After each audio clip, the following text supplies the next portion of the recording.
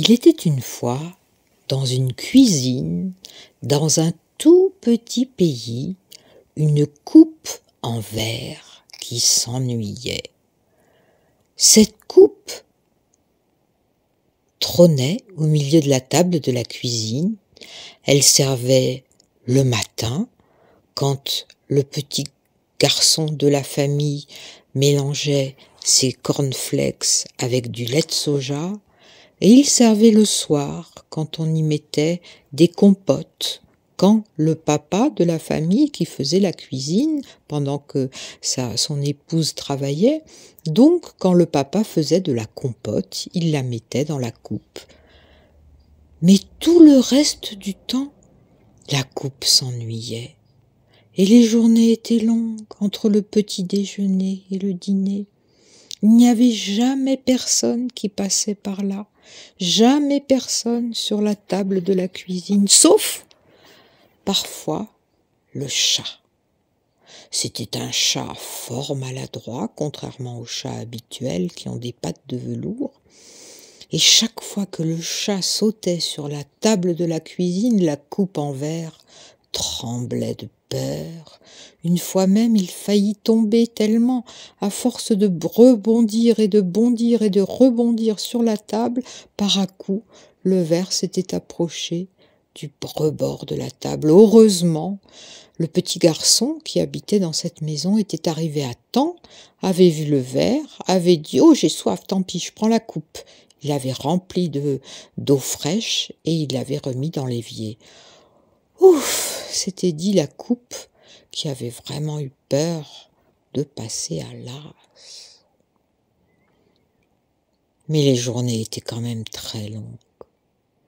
Les journées étaient longues parce que la coupe ne servait à rien, que le matin et que le soir. Parfois, on la mettait dans la machine à laver la vaisselle et là, elle avait la peur de sa vie, tellement ça tremblait, on aurait dit un tsunami.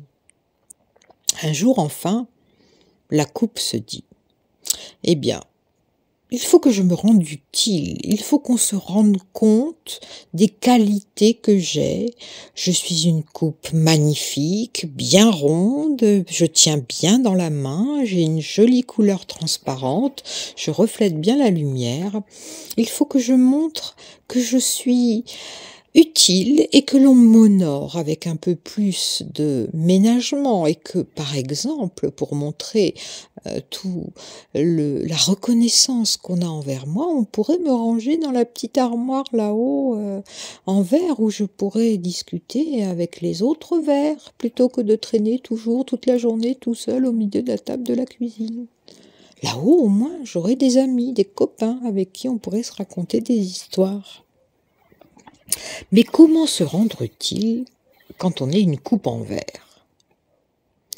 La petite coupe se creusa la tête. Non loin de là, il y avait un livre de pâtisserie et de dessert. La coupe était intelligente, elle savait lire parfaitement. Elle n'avait jamais tenu un crayon dans sa main, mais elle savait lire. Elle attendit que le vent souffle, le vent souffla, la page s'ouvrit du livre et tomba sur un dessert magnifique fait avec des fraises, avec de la crème fraîche de soja, avec du sucre, avec du coulis de fraises, avec des petites feuilles de menthe, avec du sucre vanillé, avec des tas de choses absolument délicieuses. Alors, la coupe se décida. Elle allait montrer ce dont elle était capable. Elle mit longtemps, très longtemps, à prendre le sucre, à écraser les fraises. Ne me demandez pas comment, elle n'avait pas de pâte, mais elle savait très bien écraser les fraises, à fabriquer le coulis de fraises, à rajouter un peu de sucre, mais pas trop, à rajouter un peu de crème, et qu'il fallait tourner à la fourchette le lait de soja et au fouet pour obtenir une bonne crème blanche et suffisamment douce et moelleuse. Alors, une fois que tous les ingrédients furent réunis, la petite coupe se dit « Allez, maintenant, il faut me remplir.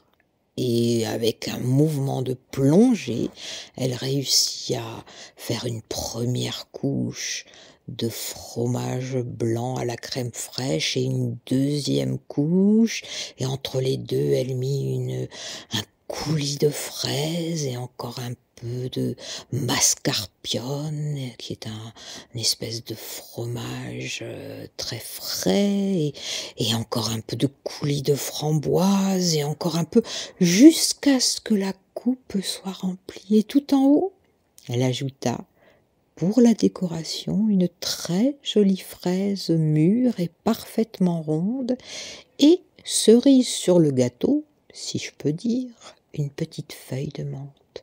Oh, comme elle était belle! Il avait fallu presque, oui, un siècle, disons-le, pour faire le dessert, mais la coupe était fière d'elle-même.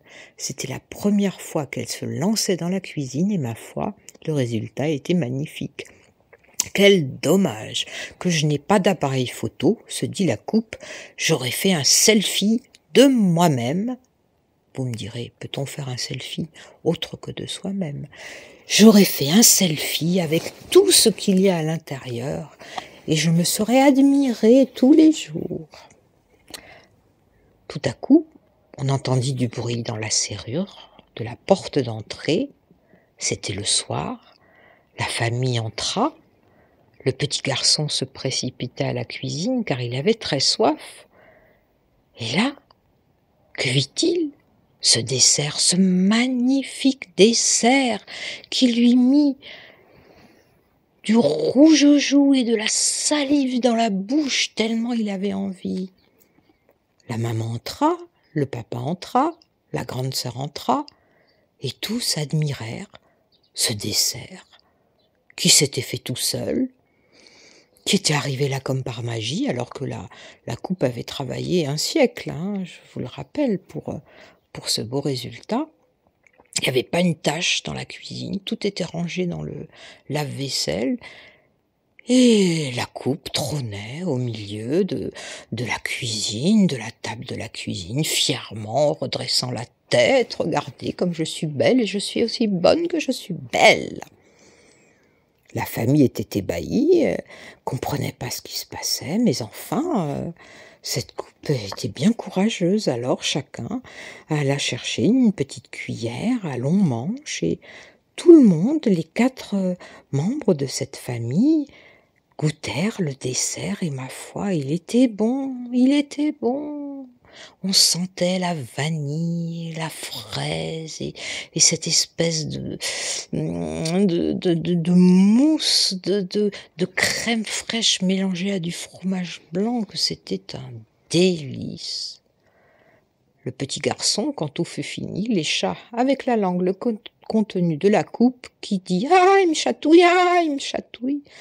Enfin, la coupe fut soigneusement lavée, et le papa, qui était quand même très bon cuisinier et qui savait le travail que représentait un tel dessert, se dit, ma foi, cette coupe est bien utile quand on veut faire des desserts pour 4. Il serait peut-être plus prudent de la ranger dans l'armoire vitrée, qu'elle ne nous dégringole pas dessus si un jour je veux refaire un aussi bon dessert, ou si ce dessert veut se refaire tout seul, on peut rêver. Il ne faudrait pas que le chat le fasse casser, car j'ai bien observé les manœuvres du chat qui a essayé plusieurs fois de le faire casser. Je trouvais cette coupe un peu arrogante. Maintenant, je la trouve délicieuse et je vais la loger dans l'armoire vitrée à côté de la petite tasse de café et du grand bol de chocolat au lait de soja. La coupe en verre était ravie. Elle avait réussi son pari. Désormais, elle dormait là, dès qu'elle n'était plus utilisée, après avoir été nettoyée. On la montait là, à côté de la tasse de café et du grand bol de chocolat au lait de soja. Et pia, pia, pia, pia, pia, pia, pia, comme tout ce monde-là était des petites pipelettes, ou des petits piplettos, parce qu'il n'y a pas que les filles qui sont des pipelettes, il y a aussi des garçons qui sont très pipeletteux, et j'en connais. Bref, notre petite coupe fut très heureuse, car là, elle était à l'abri du chat qu'elle regardait à travers le verre de son verre et le verre de la porte vitrée, en lui disant: «Ha ha ha, tu pourras plus me faire tomber», et en plus, elle pouvait passer son temps à discuter avec toutes les vaisselles, toute la vaisselle qui était dans l'étagère. C'était l'histoire de la coupe qui avait mis un siècle pour faire son dessert.